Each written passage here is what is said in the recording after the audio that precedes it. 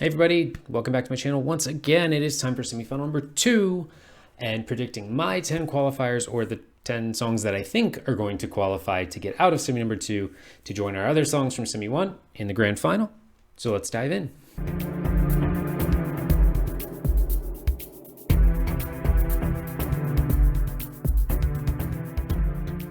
So much like the last video, if you tuned into that one, I'm going to be starting with the more obvious yes and no qualifiers, the songs that I feel like they're going through or they're not going through, and they're starting with the ones that I think are 100% locked in. Voyager, Promise, lock it in.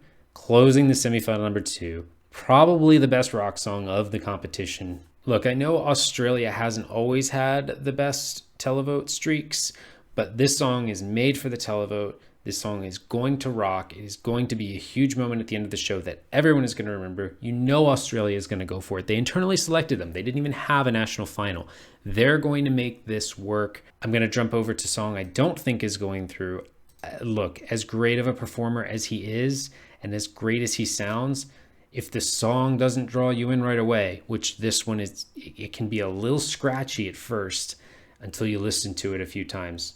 I personally don't like it. I do understand the art of it, but it's in a really bad spot. I don't think DJT has any chance of going through this year, barring an amazing stage display. Who the hell is Edgar? That's a pretty obvious one.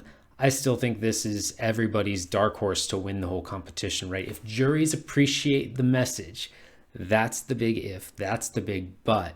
If they do, and then the televote comes through for it, we could see the biggest shock we've ever seen in Eurovision, right? We could see something just completely out of left field that no one expected. And who else but Austria would do something like that? Another guaranteed non-qualifier is Peaked Jacks. Look, this song still is in revamp stage as of March 25th. We haven't heard the final version. But much like with Ireland, you can only do so much in a revamp without changing the song entirely. I don't think there's a lot of hope for this song. Another guaranteed qualifier for me, and I know this will come as a shock, is Georgia. Of course, the lyrics are a little bit out of left field, and I think they're again, as of today, being tweaked a little bit. The overall energy and emotion from the song is just so captivating and so out there. I think it's going to do great. I think it's going to finally snap Georgia's NQ streak.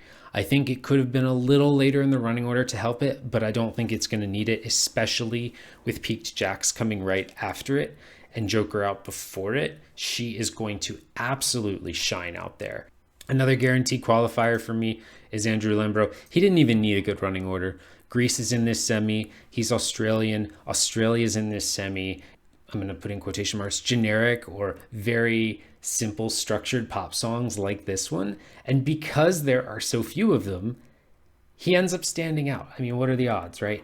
Andrew Lembro is going through. He's a great singer as well. If you watch his national final performance from Australia last year, yes, there are some backing vocals on the chorus that do cover up his vocals. But when you listen to his individual vocals in the verses, he sounds great. This guy can sing, and it's a catchy song.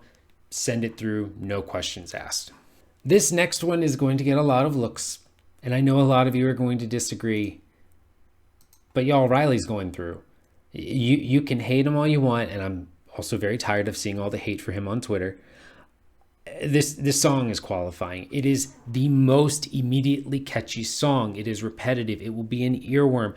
They're opening the show. Denmark has said they're going to do something special. Eurovision announced that TikTok is going to be the official partner, which he has 10 million followers on. And what do you think is going to happen when suggested content comes up when you're on TikTok for whatever reason? It's probably going to be his content because it's Eurovision related. He's got this on lock. Riley's going through. You can come back and comment after May 11th if I'm wrong, but I really, really think this one is the only reason the fandom isn't talking about it like a guaranteed qualifier is because they don't want it to be. I understand he gets a lot of hate, but this song has all the elements it needs. The same way that Storm from 2019, Victor Crone, no one really thought, oh, is he going to go through or not? He went through swimmingly.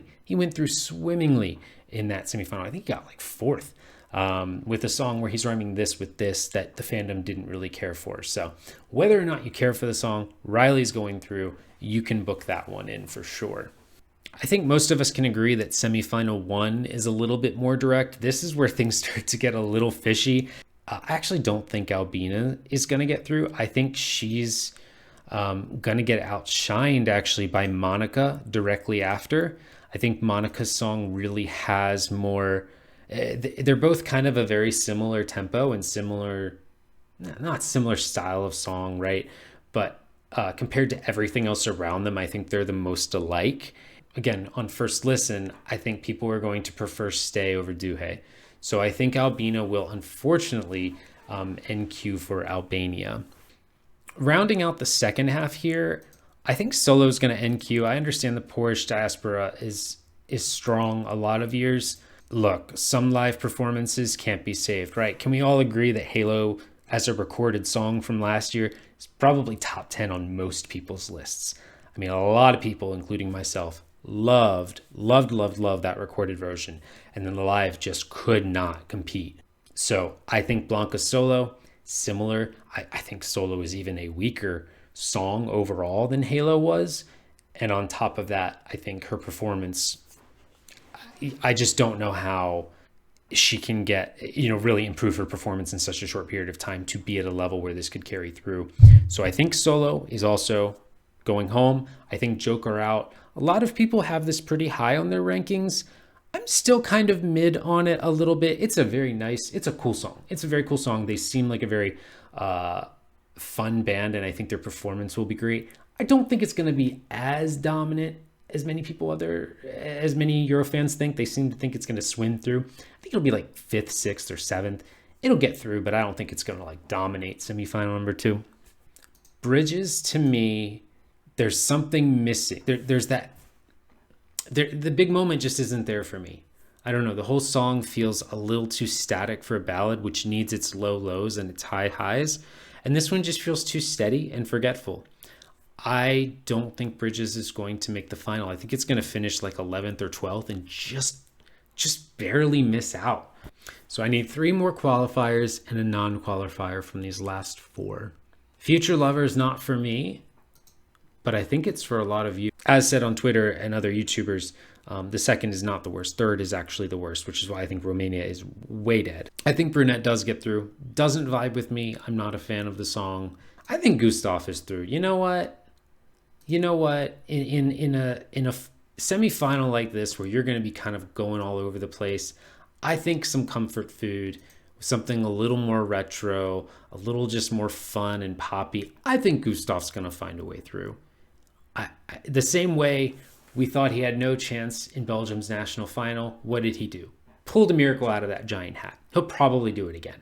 Dilja's one Nordic nation, I think I don't think Iceland's going to get through this year. I didn't actually have anything negative to say about this song, but I also didn't have a lot of positives to say about the song. It's a very nice song. She's a very great performer. It's all going to come down to how much Iceland wants to invest in this song, I think, because she got a nice running order position, I would say, being next to Victor and Andrew, who are, for most of their song, going to be singing much lower, and she's going to be going really high with the power. But how much money is Iceland willing to spend on this? That's the question. Whereas it's hard to discount Greece and Cyprus when the fact that you've taken away the juries, I mean, I guess in the grand scheme of things, it's still the same amount of points, but those 12s are both going to each other, right? Cyprus and Greece just start with 12 points in these semifinals by default. They just start with that. So it's really, really hard to say Cyprus and Greece are not going through. Now, Victor, there was a video that came out today of Victor sitting kind of in a booth playing his guitar and singing the song. It sounded, I'll be honest, it sounded like the recorded version almost to a T. And when he would lean away from the mic, his voice volume wouldn't change at all. And that's kind of a problem. That tells me that there was a lot of post-editing and potentially not his raw vocals. So until I see him on a pre-party stage or in the rehearsal stage, I'm not going to say either way. I think if there were question marks, I would say this is a question mark one, because if he can't carry that song, this is not a song you can perform poorly or and still slide through. If you don't perform this extremely well, this song will fall very flat. It's very difficult to sell this to an audience for the first time if you can't nail every note. So what they say for me is a borderline, like, it's getting through just on the fact that Cyprus is in the semi. If it wasn't, I'd probably make it a non-qualifier pretty easily.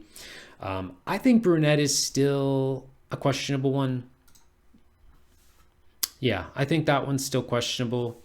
I'm not quite sure about that one. So those are the two that I would say they'll probably sneak through, but I don't think they're going to, and I guess Gustav too. Well, no, I think Gustav is through. I think he's fine. So that's my semifinal 2 predictions. Let me know in the comments below on how many you disagree with, which is probably a lot of them, because I know I've definitely pissed off a lot of people, especially putting Riley through as a guaranteed qualifier. But trust me, Denmark has done this before. If y'all remember, Love Is Forever in 2019 was in a very, very tough semifinal, and they still found a way through with the same old giant chair staging. So Denmark, they find ways to sneak through and end up doing a lot better than you think. Just because you hate it doesn't mean it's not going to do well. Thanks again for watching, and we'll see you next time.